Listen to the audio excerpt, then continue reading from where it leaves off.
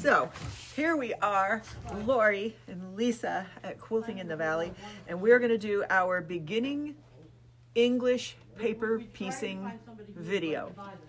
There's more than one way to skin a cat. There's many ways to English paper piece.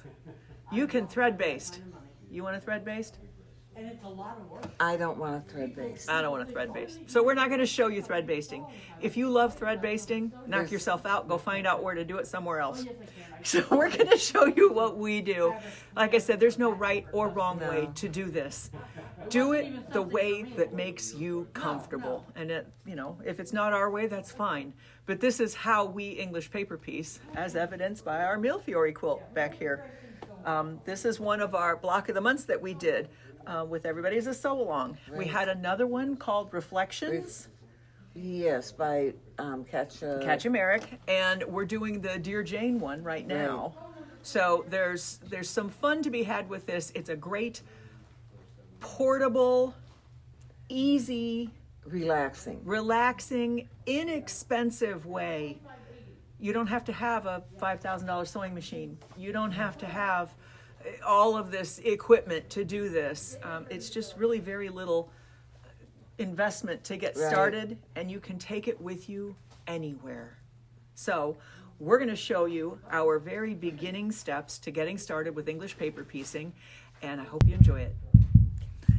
Okay, hi. I'm here. We're going to kind of go over the different things that you need, the basics for English paper piecing, and then we'll just go to some of the fun stuff. So the very first thing that you're going to need is you will need templates. Now, this is a hexie template. They come in all different sizes.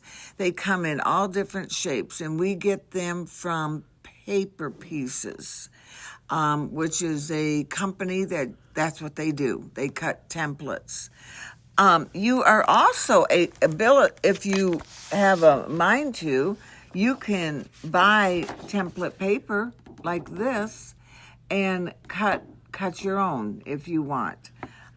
It's a lot easier this way, but you're capable of using this to cut. Now, there's been times when one of the shapes that I had was a little bit worn, and it just wasn't going to lay nicely with me putting the fabric over it.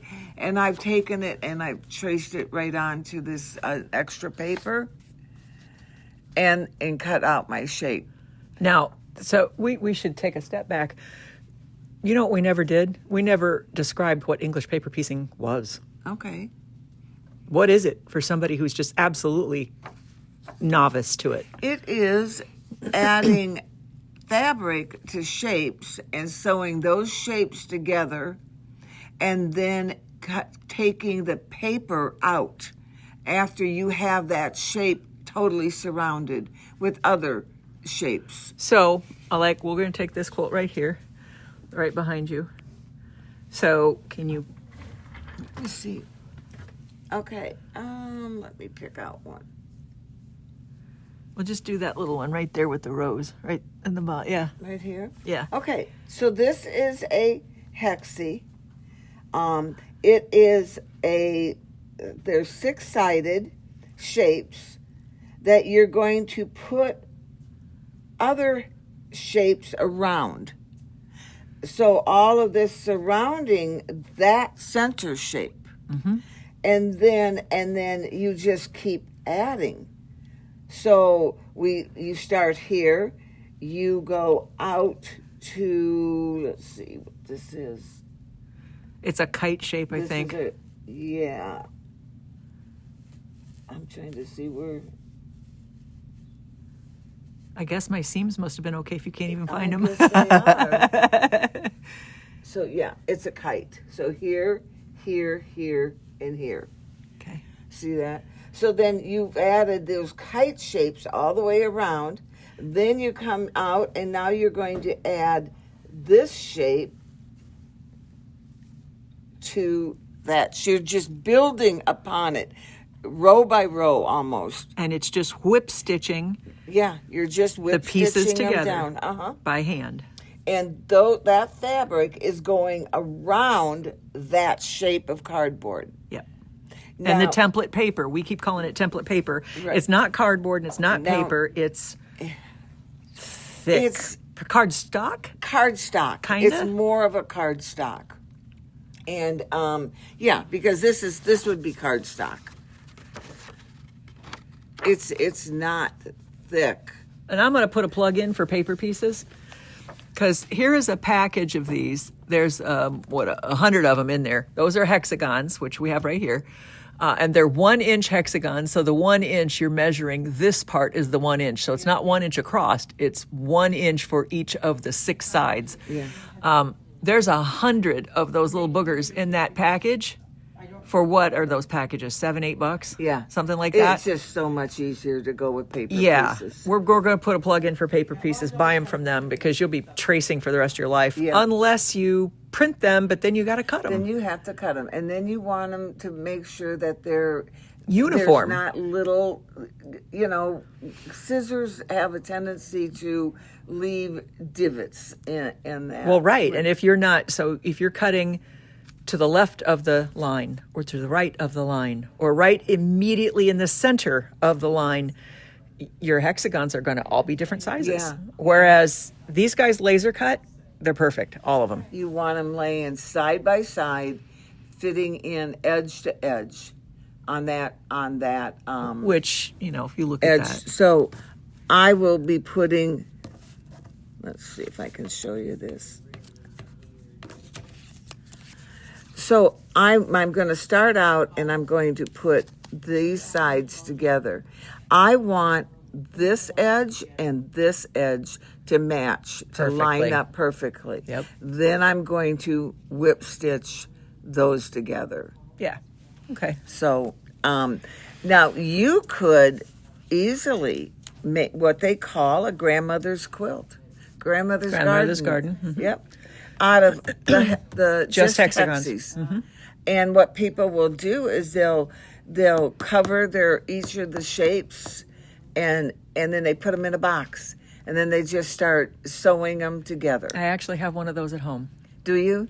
I have a Dear Jane panel, and I got a bunch of Dear Jane fabric, and I'm making a surround to go around that panel. Oh, cool. So I have a whole box of just covered hexagons, and I'll grab Yeah. them and piece them And when I just, get a chance. you can grab them, take them with you, especially if you have a little kit like this. This makes it really easy. Mm-hmm. So this is a beginner English paper piecing kit. It comes with your glue stick. It comes with your thread. It comes, now this is Wonderfill. I like Wonderfill thread for it. It's really fine. It comes with your little clips, a little pair of scissors. How cute are those? Needles are in here. And then you have some samples. So like you could take this and you would just add glue these little squares on your pieces and you're ready to go. It's Yeah. that easy. Yep. And then you have a little case to take it with you. Yeah. Easy peasy. Get it back in there nicely. And by the way, if anybody wants any of the stuff we're showing today, we sell it all. You can get a hold of us at Quilting in the Valley. So that is the basic, the easiest, description of how you're going to do this, and what you need. So what you need is you need templates, you need fabric, scraps. This is a great scrap buster. These came directly out of the scrap bin. Yeah, all of them did.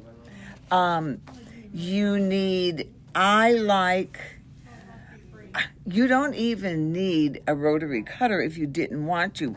People will put a piece of fabric on it and they'll cut around the shape With scissors. with just scissors. I like more precision. Yeah, I like the rotary cutter. I Yeah. like the rotary cutter. I like it to be even, and especially if you're doing what we call fussy cutting, which is laying this shape right here. This has been fussy cutted. Or like over there, see those purple flowers? These right here. Yep, those have been fussy cut, Yeah. those pieces. See how each one is the same? That's fussy cutting. Or that center blue one, Here. go up in the middle, right Here. there. Yep. See how those all go together? All- Those are diamonds. So these are diamonds here, and these are diamonds. So you're cutting these pieces exactly the same. Yeah, in the so same that area. flower that's made in the center there was not a flower on the fabric. It was cut out of whatever, like a peacock feather it looks like maybe, to make Yeah, it that kinda flower. looks like that. And then you sew them all together. Then you come back in here and you add these all the way around. Yeah. And like all those poppies, those were all fussy cut. Yeah, up here. Yeah. This is a fun way to do stuff. Look at the geometric one up there. That one with all the stripes in it. That was all fussy cut to get those stripes going the right way. Yeah.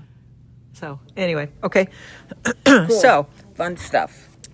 why don't we figure out how to get the fabric onto the pieces? Okay.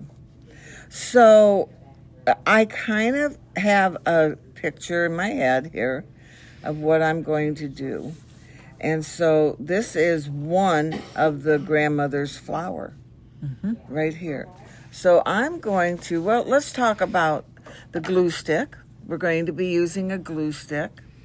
We're going to be using this little ruler. It's a 1/4 inch on one side. It's 3/8 on another side.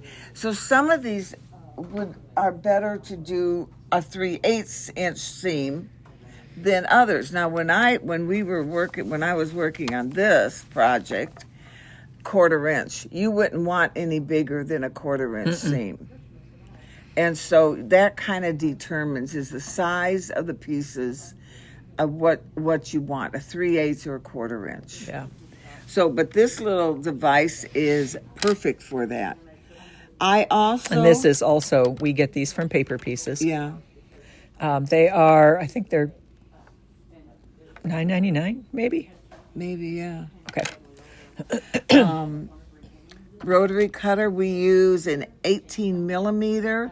So Clover has this little rotary cutter, and they also have a 28 millimeter. And so we use that. And the benefit for using the 18 or the 28 millimeter rotary cutters is when you're going in and you're fussy cutting that kind of stuff, you can cut into an awful lot of fabric. And if you're using a big rotary cutter, Yeah. it'll cut big slits in the fabric going around where you're fussy cutting, and then that fabric's not usable anymore Yeah, because you cut into. because you've cut it up. Yeah, so that's something. This will leave less marks, and you can get better use of your fabric on a smaller blade. Yeah. Now, and I do believe that this one, yeah, see, it's not going to, on a regular ruler that you can line up with, this bumps into, it's hard to get it right next to it. And so this is really nice, especially with this. Scissors, a good pair of scissors. I have these. These are my scissors from home. I have bought the little scissor protectors, Yeah. and they are so cute. And they come, look, the paws. There's flowers. There's little sheep. And mine has it's a set of different birdhouses that come in the kit. Fun. Do I have my scissors in there? Your scissors are right here. Oh, I got the Ginger scissors is what I have, and they come with a sheath. So these are the Ginger embroidery. Fine. Yeah, these are the embroidery scissors. Wonderful for doing cross stitch and Yeah. I think these are like work. $28 for these, but I just love the handles of them. I just love them. Yeah, aren't they pretty? Anyway, I am a scissor collector. I know I have so many pair. It's I ridiculous. have tons of scissors. In fact, we moved the recliner the other day, And found scissors. and I found, I think, 2 or 3 pairs of scissors, which I have been looking for, and I found them. I was very happy. And then we have this, and I'll tell you what, this is a saver. It's so nice. The best thing is not to lose your lid, which I have. I don't know where it went. But all these needles fit all along in here, and you can pre-thread your needles. And then as you're sewing, you just pull one out and just keep going. So you don't have to stop. You don't have to stop. And it's also a great way of keeping track of your needles. Mm-hmm. You know, so it is really, I love this thing. And I really wish I could find the lid. Yeah, I have grandkids that come over, and it's free. It's probably, it's a boat or something now. It's somewhere. So this is the Clover Dome needle Yeah. case. Wonderful. Yeah. So now we're going to do some cutting. So I am going to fussy cut. I'm going to put the center, and I want this flower in the center, and I'm going to put it on here. So let's go ahead. And I'm kind of looking, because I want to make sure, if I was to do this and I was to do this all the way around, I would want the flowers cut out at the exact same place. Mm-hmm. So on this one, And you know what I did for this? I cut one of them out, and then I took that one and I laid it on the fabric in the exact place, cut another one out, and I used the original piece that I cut to cut all the rest to make cut sure out they were the rest. same. Yeah, that's a good idea. So I know that I'm trying to line up this point here and this point here. And if I continue to do that, you can get some pretty cool designs by doing this, by fussy cutting. So I like to put a little bit of glue on.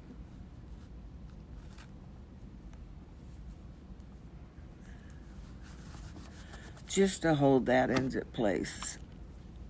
Then I'm going to take this and I'm going to lay the 1/4 inch line. Now, you could get by with the 3/8 on this. You could. I'm going to lay the 1/4 inch line along the edge of one of these sides. Okay, let me see that. Can they see that? Yep.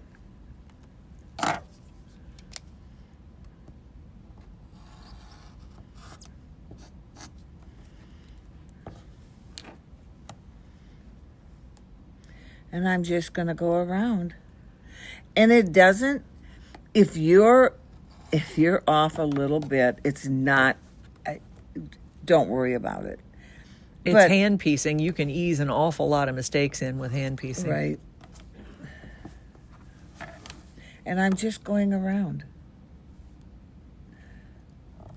So what a lot of people do, and it's what I do, I will cut out all my pieces for this flower. I'll cut all of them out right away, right now. Then I'll set them aside.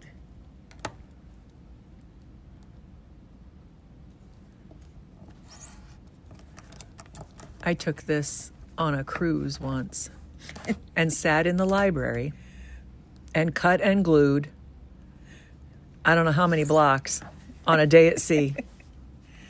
And I cannot tell you how many people came up to me while I was in the library going, "Oh, what are you doing? Oh, I do that."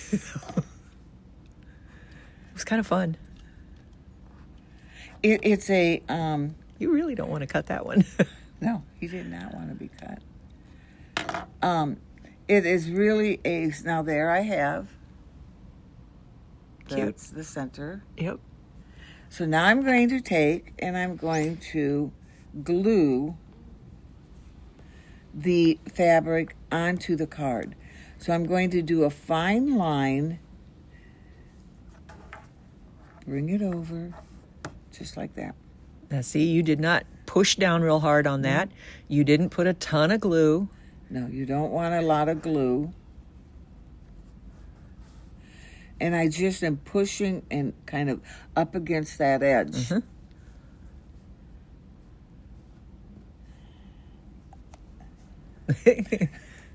Let's just get the elephant out of the room. I thought I was clean when I came in here. She had a spill. And I have no idea. Coffee? I can't even tell you. Coffee, maybe, or Can't something. tell you where it come from. But Lisa It's always on my pointedly, you know what. My chesticulars is always where the things end up. always. You can't take me out. No. They always get in the way. So do you see how little of glue? I'm not pressing down hard. Yeah, now we had somebody that was doing this, and you know her, she lives by you, and she was running through a refill pack of glue like every day. I know. I'm like, you're using too much glue. And I showed her what she should be. She said, oh, I'm doing more than that. Oh, so, yeah. you do not need to. It'll just make a mess on your needle. It'll gum your needle up. So there's one. And it gets expensive if you're using too much. It does, yeah. And it doesn't hold any better. Actually, it makes it harder To get the pieces out. To get the pieces out. Yeah. So I would go, now I'm going to take all these pieces, because I'm just going to use this color right here. And I kind of eye. And I can go ahead.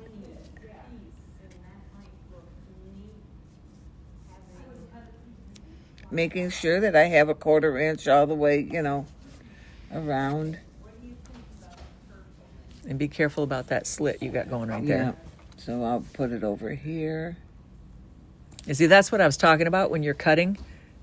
See, You have can that- get pretty far in there if you're using the big rotary cutters. Yeah. I mean, this piece of fabric was off our cutting table. I don't know what they were cutting. Well, and we are our dear Janes that we're using fat quarters. Yeah. Yeah, and that can get pretty expensive if you're, blowing through a lot of fabric. Yeah. Plus, if you want to use scraps, you want to make the best out of them. Okay. I like to bring down the glue. It keeps it dry, or not dry, moist. Keeps it, yeah. You don't want it dry. Dry is bad. Okay. So I'm just going to go.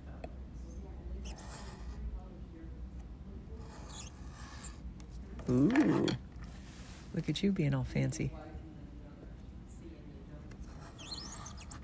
It's easier for me to cut them apart. Yeah.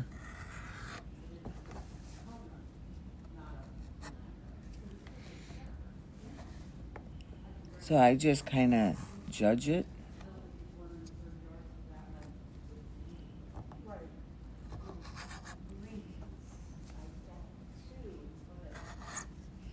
And you can eye this.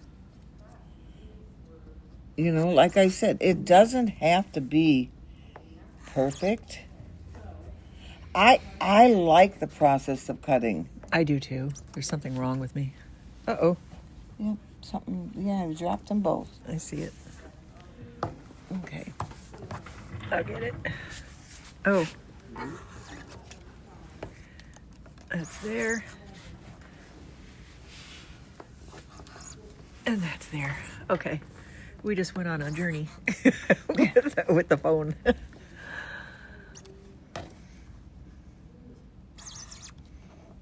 So I like to do it like this because I don't have this Yeah.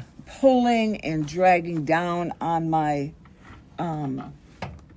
fabric.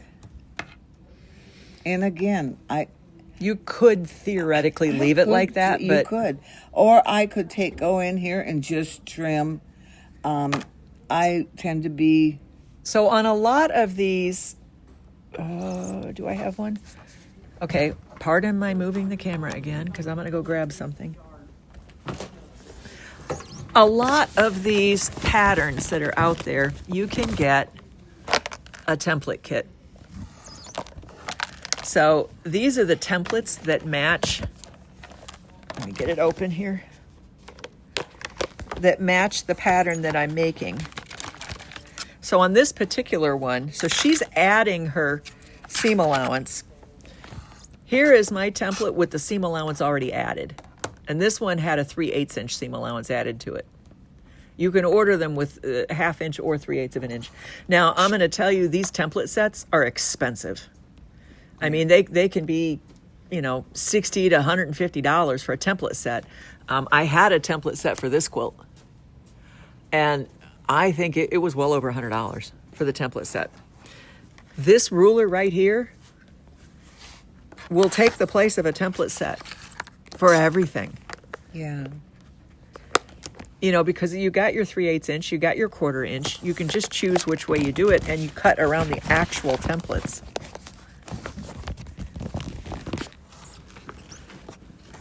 So I have this little recliner table that sits on my lap, and I sit at night and cut away. So I was just looking on Amazon. They have got a collapsible desk. It folds out. That was a unique uniform our mail person just had. I didn't look. Blue jeans and a tie-dyed sweatshirt. Maybe he was cold. Maybe. Anyway, it's a collapsible desk, and you can, I think it was like 8 inches wide when you folded it up, so you could just put it against the wall. Wow. But I was thinking, wouldn't that be great to have at my recliner? Yeah. For this kind of work? Well, for counted cross stitch? Yes, I'm thinking about ordering it. It was only like $150. I have it in my wash list. I'm watching it. It's not doing anything, but I'm watching it. Does it do tricks? It does not do tricks. It doesn't do tricks. But it's a collapsible desk. I mean, how great would that be for right in front of my chair at night for all my handwork projects? So, does it sit on your lap, or it sits No, in front it would. of you? It would pull right up on either side of my legs, and then I would have this kind of a surface right in front of me. So you can't. It's not where you can sit back in your recliner. No. No, I would have to sit up, but that's okay. Right in front of you on the bottom shelf.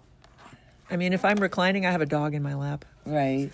They make it hard to have anything else. I mean, I can sew, but I can't really do anything in my lap because I have dogs.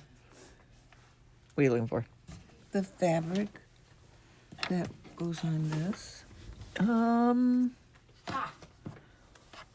You only cut 5, I think. If I'm not mistaken.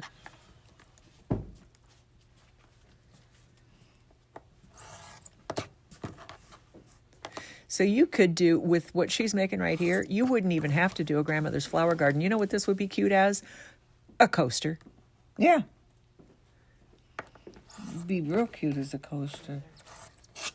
Yeah, so on the outside edges of this, you notice it's not even, right? So I could have taken pieces and filled in half diamonds to straighten that off. I chose not to. I chose to just applique that onto the top of a backing fabric and quilt it. Okay, well, I On must a not have... coaster, if you were going to do a coaster, you could fill in that outside edge because your grandmother's flower garden is going to have, as you can see right here, it's going to have uneven edges. Or you could put another piece of fabric on it, sew it all the way around, and just turn applique it. it on. Yeah. just turn it.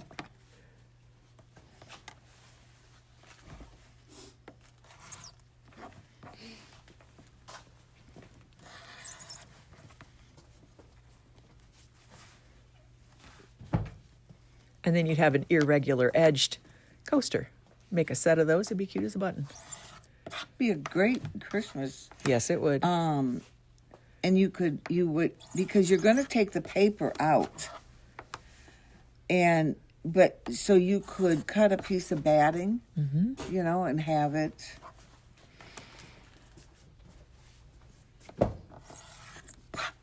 I did a whole, it's a 36, I believe 36 by 36. And it was, it's a wall hanging that it's hexes, and I want to say maybe diamonds in it.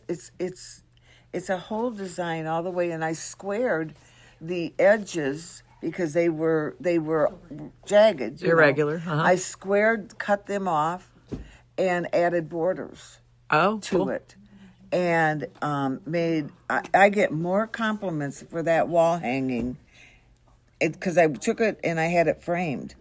So now I'm going to go ahead. I have all of the pieces cut. I'm going to go ahead and I am going to go ahead and glue. And notice that I'm not going like this. I'm going on the edge.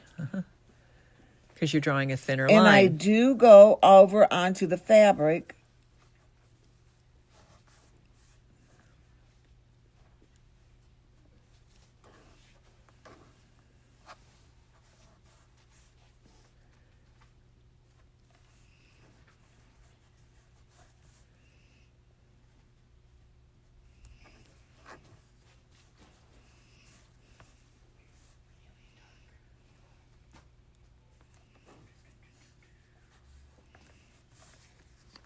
Okay. There you go.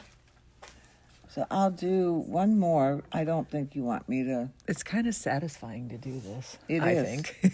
It is. It is. And then, like I sat, where are they? If I can find them. I'm working on, well, you are working on Dear Jane, but I'm working on Dear Jane too, and I sat the other day, and this is a block. This is all my pieces. And this is a block. It's all my pieces.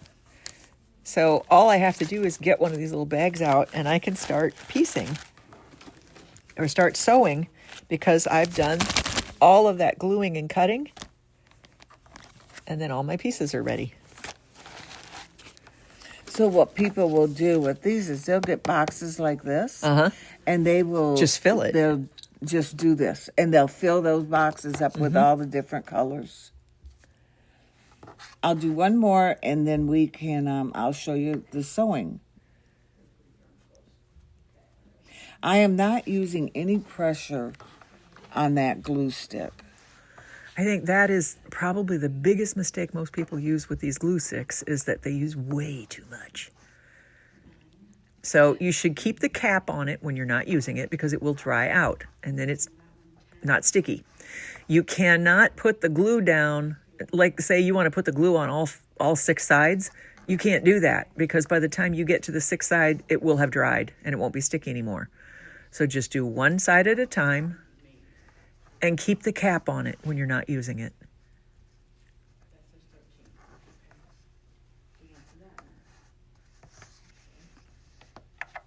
So you're just going to keep going around and doing the colors that you've chosen to do. And again, like I said, I always wind it down and then put that cap on tight. I'm going to use one of your needles. Okay, that's fine.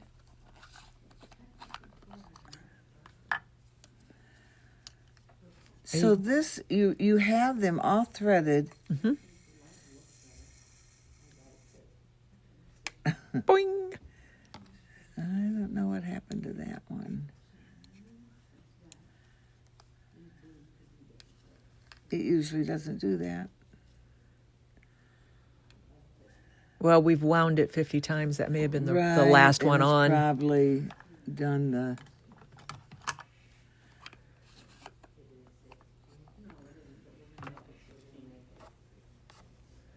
So the needle that I have in there is a tulip number 9 piecing needle.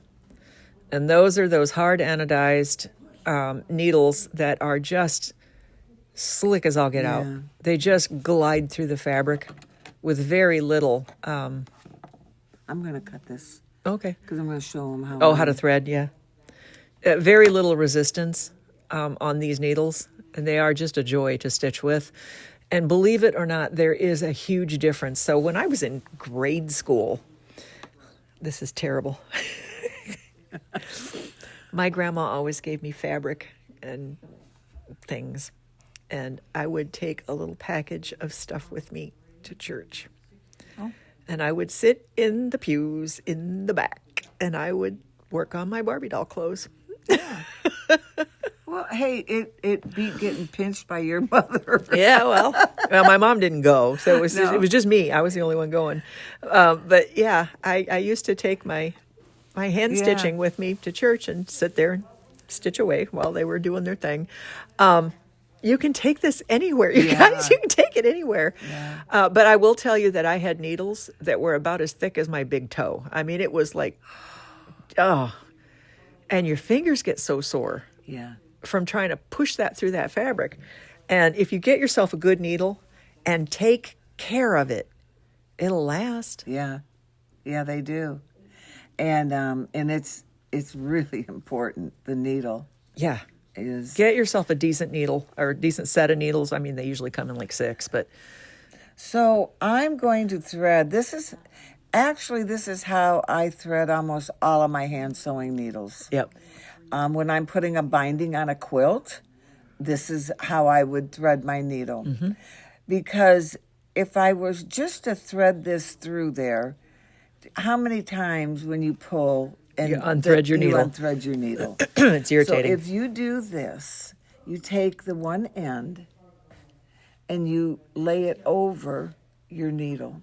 By about what, 3 inches? I'd say about 3 inches, Okay. 2.5, 3. Then you take it and you hold it in between your thumb and your finger. So you And just I pinch pinched it. a fold. Yep. And then I take the eye of the needle and it's facing up. Uh-huh. And I just kind of saw it over. Oh, come on now. Don't act stupid with me. Kaylee, FaceTime video.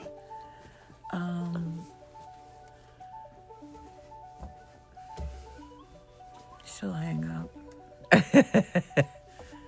I have the phone on because I'm hoping our doctor will call for Gary. Poor Gary. So, okay. There. Yep. Okay, I have both sides in that So the loop. it's a loop. The loop is through the eye of the needle, So I'm going to bring this up not the tail. Don't pull the tail all don't. the way. and put your eye, the end of the needle through that loop. Yep. Hold it. Hold the tail. You got to get that tail and hold both ends and pull. Yep. And now you have it attached. And it's a tiny, tiny, tiny, tiny little knot, so it's not gonna. Doesn't hurt. It doesn't get in the way. Yeah. Now, another way that if you can't do that, let me show you. I'm going to cut that off.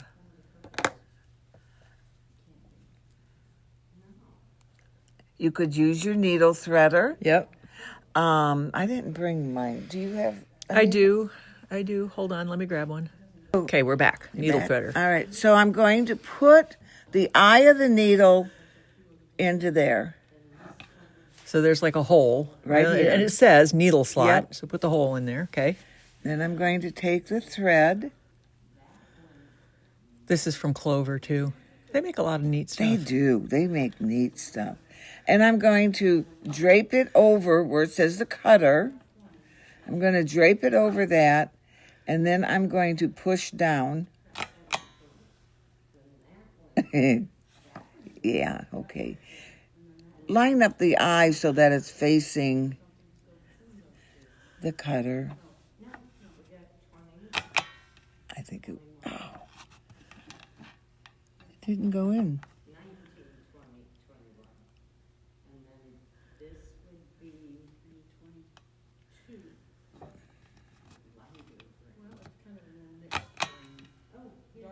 Well, Lisa. Okay. Okay, we're back. We had a brain Technical. freeze. Don't put it on the cutter. No, put it in the slot. put it on the slot. Oh, brain freeze. Oh, look at how that works. I thought when you said put it on the cutter, I'm like, really? No.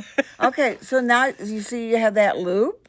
Yes, you can just see that. So yes. pull that loop up And do the same thing. and do the exact same thing. Oh, yeah, by a scooch. A little more so than that one. And then pull. Okay. And there you go. And now, what I like to do, I don't like it a real long, The tail. the tail, so I will cut the tail Yeah. in there. So do not put it. Don't put it on the cutter. Put it in the slot. slot. Oh my gosh! I thought when you said that, I'm like, really? I do some brain freeze things sometimes that are just. I'm like, that's not how I do it. She has to stop me half. Well, then I'm like, maybe I'm doing it wrong. So I do what they call the surgeon's knot. Okay. I take the end of the thread, Yeah. I lay it alongside my needle on top of that, Okay. and I will wrap it about 3 or 4 times And pull it through. and pull it all the way down. And then I have my knot. And I'm lazy. I just wrap it around my finger and slide it off. Yep. You could do that too. Whatever works. And you cut that tail off. I never cut the tail off. I leave it hanging. It bugs me. Yeah. But see, everybody has their own way of doing something. No way is wrong. No. And so a lot of times, so now what you're going to do, this is the center. So we're going to start surrounding this with these. Yep. So I'm going to lay that on. I'm going to bring this up and I'm going to line up those edges. So you see there's that edge is lined up and that edge. Yep. So then I'm going to go, and it all depends, again, what you like, what feels good to you. Is if I go start from here and whip stitch this way, or I start at this edge and whip stitch this way. I go from right to left, I think. Yeah. Think Right to about that. left. And I tend to go... Yeah, I do. I go right to left. Yeah. So I tend to do left to right. But you're left-handed, I'm aren't you? left-handed, but I stitch with my Oh, you right. stitch with your right hand. Yeah. Okay. So I just kind of go underneath, and I go right into that point. The corner. Mhm. Yep. So you're going underneath the fabric Underneath that I've glued down. and that's burying the Yeah, knot. Yeah. Okay. And then I'm going to go, and I'm going to go to this other side, and I'm going to pick up some thread, and I'm going to catch then the other side. Mm-hmm. So what I'm doing is a whip stitch. And you're just doing a couple threads on each just side. a couple, yep. Now, I notice you're not using a thimble of any part. I don't. I Never use do. a thimble pad. Yeah. I use a thimble pad on my finger because I will get just sore as all get out after a while there if I don't. So, and a thimble pad is, what is a thimble pad? Do we have one out?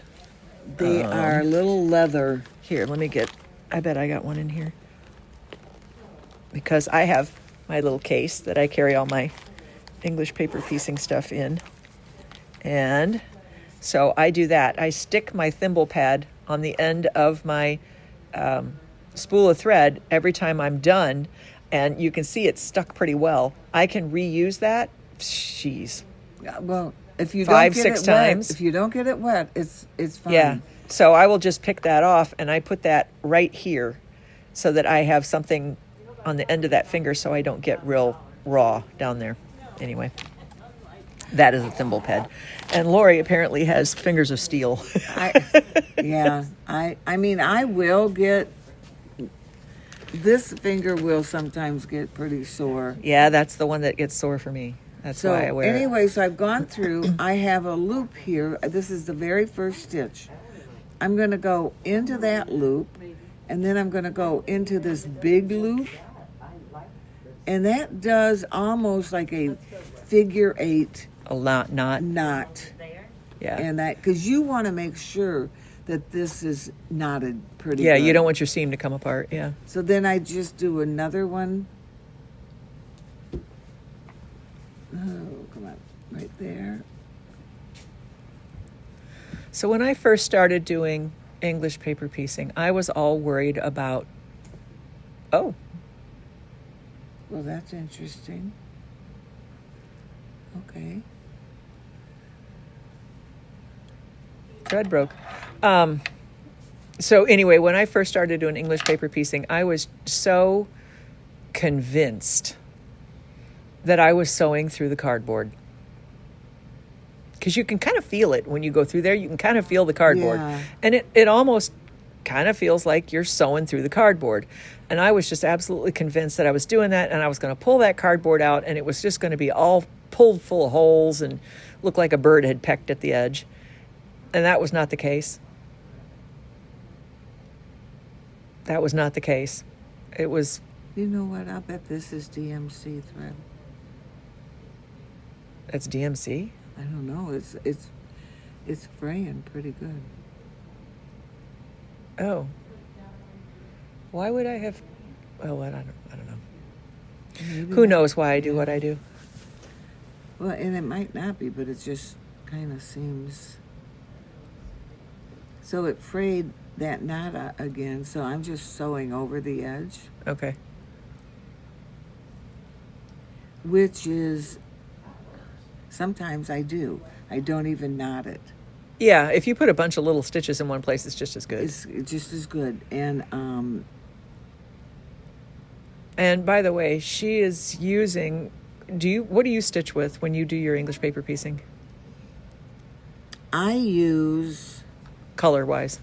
on this, I would probably use a black Yeah. or dark green. Now on these, let me show you. On these, I stitched with the pink. Some You're form matching of the a color. pink in here. When I put these black borders around, I use black, Yeah. which you would think might not be the right thing, but it is. You Oh, don't it'll blend right in. You don't see them. But I'm going to tell you, that quilt behind you, this entire quilt, I did with Dove Gray, which is the color of thread you're using. I didn't change color once. So that entire quilt is done with Dove Gray. You can't see those no. stitches. I mean, you can if you go real close and look at it. You're going to come across different people, YouTubes. And everybody's got their own They preference. have their own preference. There's the big dispute with English paper piecing is whip stitch or flat back stitch. Yeah, That's the big one. I can't be bothered with the flat back. The flat back, I don't personally. I don't see that it that much difference. I just don't see it. People say that you can't see the stitches. And I got news for them. I can see their stitches just as much as I can see mine. And if you're going to take great big crowbar stitches, You're going to see them. See them. Yeah. But I'll show you when I get done here with this one. I don't know. I'd take probably I will 14 to 16 stitches to go, the inch, something like somewhere that. in that Yeah. neighborhood. I mean, you can't do six whip stitches across an inch length and have the stitches not show. Now you have to. You're going to have to take more stitches than that. And you can tell, I mean, if you do your first line of stitches, open it up, you can see your stitches really easily, then take smaller stitches next time around. And smaller bites. Yeah, take smaller bites and smaller stitches. So you can kind of see right now, and this is good because you can see the stitch.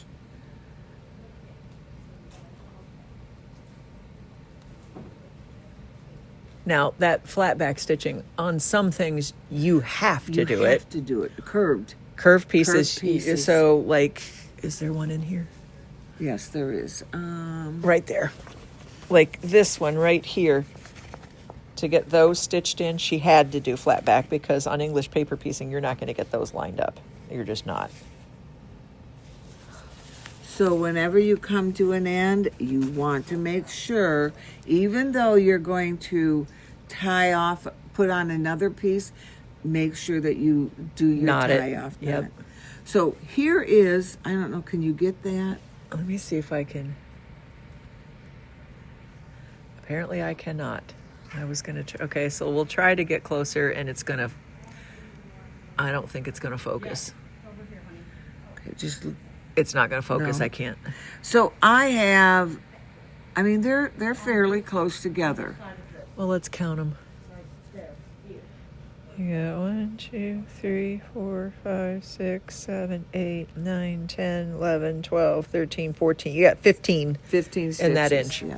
So now let's turn it over. And because I use the light, you can see them.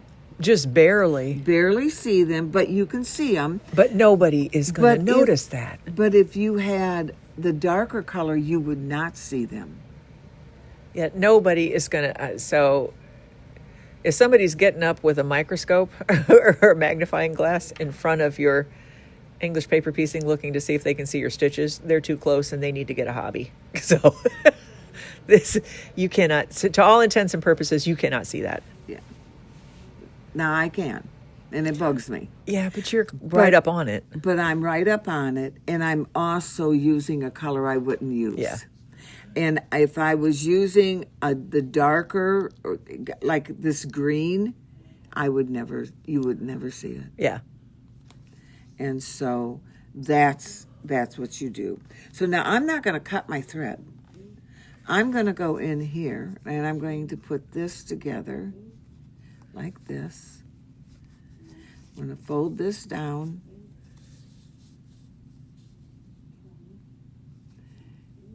And I'm lining them up, edge to edge. You could do this. Yeah, that's how I would do it. I would go You out. You could. And the reason I would do that is because I don't have to make a short run.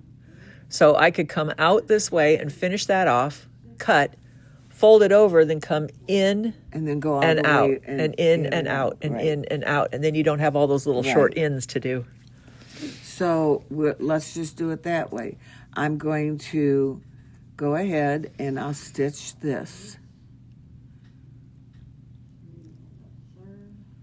Because it's the more that you don't have to cut Yeah. your threads Yeah. and tie. The less likely it's going to be to come apart. Right.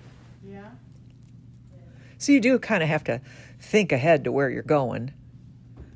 Because otherwise you'd be cutting thread and knotting and having all these little bitty 1 inch long Right. joins. So I knotted there. Yep.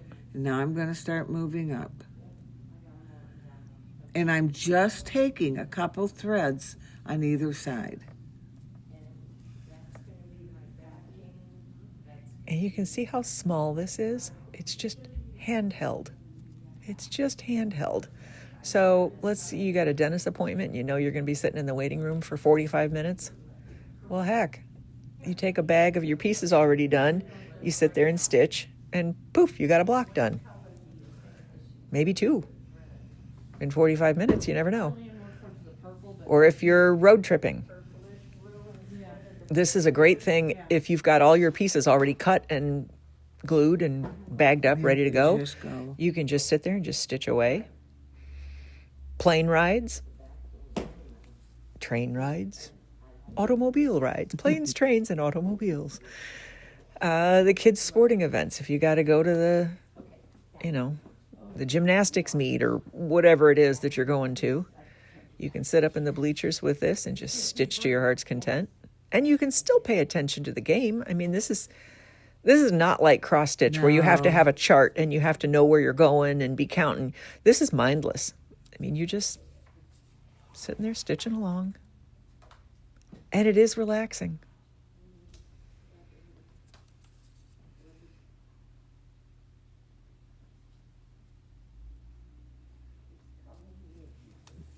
I would tell you that good lighting Yes. is, especially with my eyes. You've got the same lamp I do. I've got that daylight lamp with the magnifying thing that's Yeah. attached in the middle. I don't use the magnifier that often. I don't either. Occasionally I do. Especially if I'm doing hexes. I Yeah, don't. you don't need it for that. But the lighting is good to have. All right, now I'm down at the next end. And so because I'm going to cut this thread, I'm going to double knot it real good. Especially if you're using like the Wonder Fill, or there's the fully polyester, I think it is. Bottom It's line? Bottom line Yeah, thread. that is slick. Then you have to make Yeah. sure that you double, sometimes triple, because it slides out. Okay.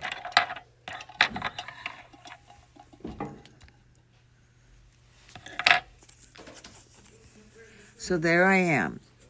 Now, I could have gone in. Do you see how it looks like, ooh, that's separated? Mm-hmm. I could have gone in just a hair more. I'm not tearing that out for that. You don't need to. I'm going to take and fold this down.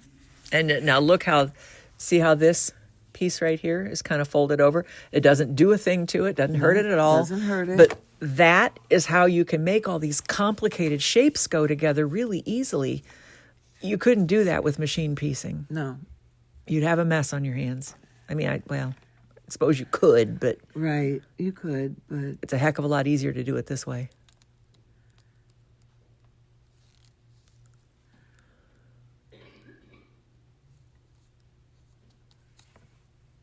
so this one, I'm not going to put a knot in the thread.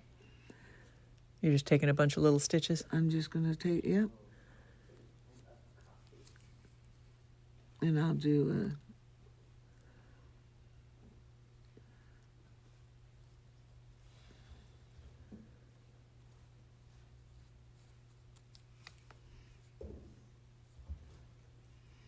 Now, if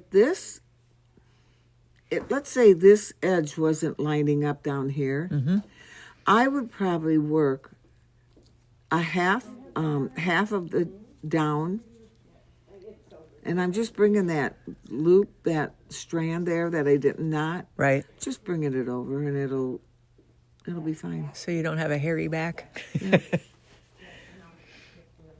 Yeah, so you were saying you would work halfway down I would work halfway down. and then turn it around. And then I don't even cut my thread. I just take it and I would start working at this end, making sure that this end, and it will just ease any excess in it right out. And you'll never know the difference afterwards. This is a very forgiving way to make really crazy complicated designs.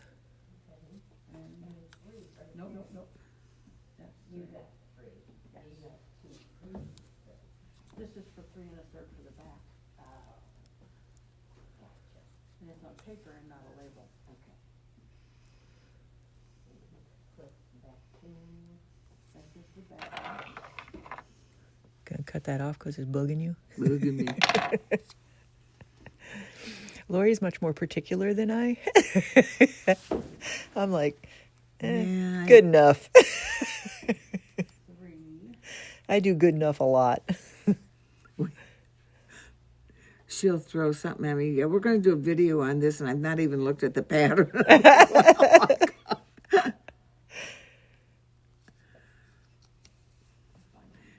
But it's funny to see because everything that Lisa does pretty well turns out. Done is better than perfect. I think that was my mom's whole thing. Everything had to be perfect for her. So she would never start anything. She would never do anything because she was afraid it wasn't going to be perfect.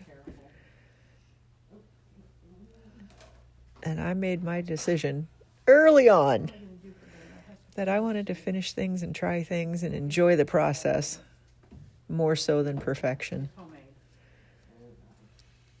course, I'm not a show quilter. You know, there's show quilters out there that everything has to be. Yeah, everything has to be perfect. Yeah, I'm not. I don't do it. I don't need the accolades of it. No. I Well, but you know, I was just reading an interesting article about quilt shows back in the late 70s, early 80s, and now today. And if you think about the quilts that we saw in the late 70s, early 80s, they were nothing like some of the just absolutely ridiculous masterpieces that are out there now.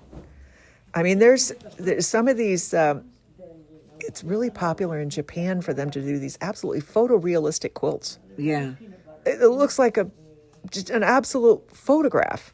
Now what I would do is I would go ahead and I would add this one, and I would work here, and then add the next one. Then, well, these aren't even. They're not glued yet, but But then I would add this one in there. And I could sew all the way around. Then I would have to come back and do these individual Yeah. oops. Yeah. And see, okay, so let's see. So she would do here, then here, then here, then here, and then this would be loose, this would be loose, this would be loose. I come in and I go boop, boop, and then boop, boop, boop, boop, Yeah. boop, boop. So I do it in 6 continuous ones. And I do it in One adding- all the way around, and yeah, then 6. and then yeah. yeah. So it's not right. Either it's way's not right. Wrong. Yeah, either It's way's just right. What you're comfortable with. So that is exactly, and then you would end up. They're too big, but yeah, that's too okay. big, but you'd end up with this. This would be considered a flower, Yep. and then you'd set that aside. And make a bunch of And more. then they would, I think they add, they will add color, in a different color, like a background. And they'll put, it'll be maybe a diamond shape because you can see a diamond would fit Yes. right in there. The one that I'm doing for my Dear Jane panel, so I have, the centers are all the same, and then I have one color going all the way around, and then I have this black background fabric that looks like it has the alphabet on it. Oh, cool. So I'm using this black background, and I'm just putting hexagons. I'm not using diamonds. I'm putting hexagons in Hexagon between them. diamond, yeah. So it kind of offsets them. So they're not like side by side. They're Right. like this one would be here, and this one would be right down here because you got the hexagon in between them. Yeah, And then they're offset. It's They just fun. go down. Yeah. it's fun. It's It's geometry. Yeah, that's all that it is geometry. Yeah. So if, let's say I wanted to put a diamond shape in here, it has to be the 1 inch. Right. One side, the sides have to be an inch. They can't be bigger. And so that's all you have to do is remember is the size. This is 1 inch hexagons. Then you would buy 1 inch diamonds. You Everything would to buy match. 1 inch triangles. Whatever you're wanting to develop, that's the size that you would use. Yeah. So long as you stay with 1 inch, they will all go together in Yeah. one way or another. Yep. Now, that being said, some of the other things that you can do are like this. So this comes in a set. So this is Dear Jane, and there are 104 44? 44 maybe? 140, we think. We don't know. I'd have to look it up. But it's 13 across, 13 down. So no, it would be, Plus the outside edge, though. yeah. And then your triangles. Yeah, your triangles. But so this one What's is 13 by row 13? 1. That's 130.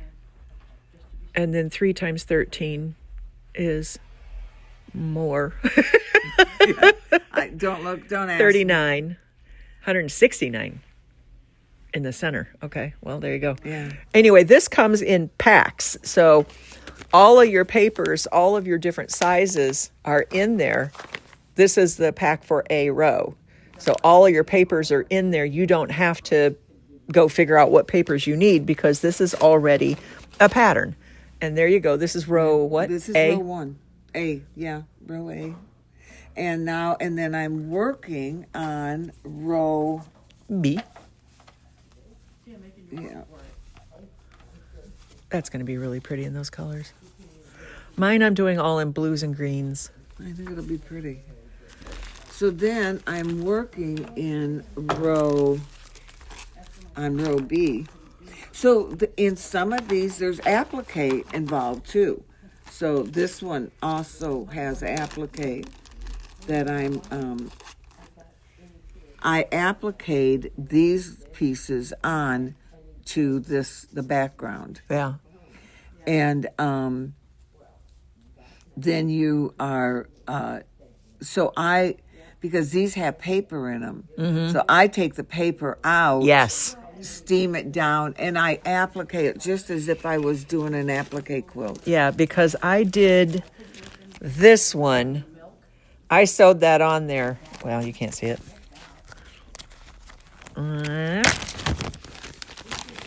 I sewed this on there without taking the paper out of the back, and you can really see my stitches because it was just a pain to get that on there with that paper. Yeah. If I were to do this over again, I would take the paper out and then like maybe leave the paper in, center it, mark where it goes, take the paper out, then put this back where I had marked the place and applique it on so you couldn't see the stitches. It was virtually impossible to get the stitches in there without being able to see them. To see them, yeah. With the paper in. So, and you can very clearly see stitches right there. So I will not do that again. The papers, it's pretty hard to see the stitches. Yeah, I will not do that again. I will take the paper out first. And I steam it, and I spray Best Press. Best Press. Mm-hmm. And so that just puts it down. Once I've taken those papers out, makes it firm. It makes it fine. It's not hard at all. Especially if you use the other Best Press number 2, which gives you a much firmer finish. Right. Yeah. Right. So that's the same thing as what I've done with this one. And then I've also put on the outside borders. The sashing. Mm-hmm. Oh, that's cute.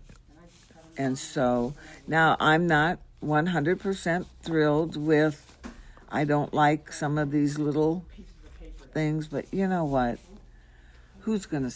Well, it's hard to make a circle that small. Yeah. But it's... this one's circular too. Yeah, Pie wedges. But that one was done... that you didn't have to applique it. Oh, that one is completely EPP? Yeah, but yet you do have a curve. You have to do this curve. So you flat backed it? So I flat backed it. Maybe Yeah. I can show them what flat back looks like. Well, that looks like a pie. Yeah, so it's the same thing as with this one. Oh yeah, I see that. This was flat backed. So, you kind of, I use this tape, and I would put a piece of this tape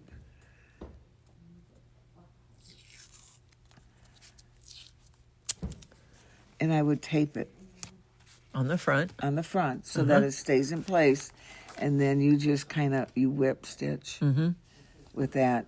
Just on the back. Mm-hmm. And that's the way you can get those curves in there, Right. because if you try to match the paper up, the paper is not No, you bendable. won't. You won't can't. get it. Yeah. Yeah. So, okay, cool. So for getting into English paper piecing,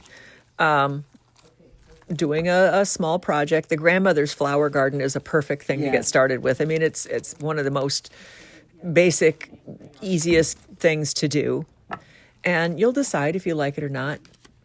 Yeah, I would use these. If you get Yep. this kit, You get a little, when you get this kit, you get these little 2-inch charm pack. What do you call those? Candy pack. You get this little 2-inch charm pack to go with it. And those 1-inch hexagons, which come in the little kit, work perfectly with that. You use your 1-inch hexagons, you use your little charm pack, and then all you have left is this nice case with all the tools in it. And that's your little go bag from then on, Yeah. which is kind of nice. So that's what I would do this and see if you like it. Yeah. And then once you like it, There's all kinds of things you can. I mean, this is another one I'm working on. This is a Tula pink one. It's called Tula Nova, and this is one of the ones that came in a pack. So, I have all of these pieces that I've built out of this fabric. And look, you can see the fussy cut. Yeah, the fussy cut little otters going around. Fussy cut the bears. That one's got whatever those are. these are- And the yeah. little flower girl. This one's got the little flower girls and the bears. That one's got whatever that little flower is. This one's got birds going around and the bears. So, I mean, this is fun to do. It's fun to play with. And you look at fabric a different way. You look at fabric completely differently. So, like, all of the fabric that was up in this quilt here, it didn't look like that on the bolt. no. But when you go and put it together in different ways and cut it in different, it's amazing what you can do with one piece of fabric. As a matter of fact, one of those, I'm going to have to find it again. That one. That one right there is one fabric. This one? Yeah, that's one fabric. Except for the red. The red I added, the red triangles. But the rest of that was one, and the turquoise triangles, but the rest of it was one fabric. But I just cut it apart in a way that was kind of unexpected. I think it was like a border print. Well, and look at the secondary designs that Yeah. you will get in there. It's really cool. And the one fabric that came out of didn't look like that. So you can do such fun things with English paper piecing. Just fun things. And it's inexpensive to get started. And you can take it with you. You can't beat that. No. Easy way to go. Anyway, like we said, there's 1,000 different ways to do this. Your way, my way, the highway. Whatever works for you. Yeah, whatever works for you is the right way. If you were going to, if some people love to do the stitching. The thread basting? thread. Yeah. So what you do is you fold this edge over, you fold this edge over, and then you take a stitch. Yeah. And then you carry that thread to this side. And take and another you stitch. Take a stitch. And you do that all the way around. Yeah. Some people enjoy that. And if you enjoy it, then that's the way you should do it. And some, I know Lynn Burnett, is it Lynn Burnett? Yeah, yeah. Lynn loves to thread. Thread based. Yeah, because she says she gets such a nicer, there's a little bit more room in here than when you glue based. Yeah. Well, yeah, because it won't be as tight to your paper. Right. So she likes that. So that's great. Yeah, it's absolutely great. It's whatever floats your boat. Yeah. This should, unless you're a show quilter. If you're a show quilter, ignore us. But if you're doing this because you want to have fun doing this, Just do what works for you. Yeah. And have fun and enjoy it and make a beauty and just be astounded that you made something cool and be happy with it. And if you get on YouTube, you'll see everybody do things different. Yes. You just will. And try it. Maybe that way will Maybe work you'll for like you. it. Yeah. You know, you might like flat back. I didn't learn with flat back, and Yeah.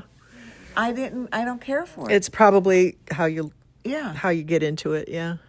So anyway, we hope you will start. If you would like to get one of these lovely little starter kits, give us a holler at Quilting in the Valley. You can email us off of our website, Quilting in the Valley, or you can home store manager at Quilting in the Valley. We'll be happy to, or you can just comment on this post, say, hey, send me an invoice, and we'll send you an invoice and ship you one of those. Either way, we hope you get started. Try it. Once you start. Yeah. There's that new one that I want. I don't need it like I need a hole in the head. The the new Tula. The new Tula. Yeah. And But it's pretty. it's so pretty. I won't live long enough. Yeah. Yeah. But I have it. I would have it. Yeah. Anyway, well, thanks for watching. We appreciate you, and give this a try. Yeah. It's fun. You'll love it.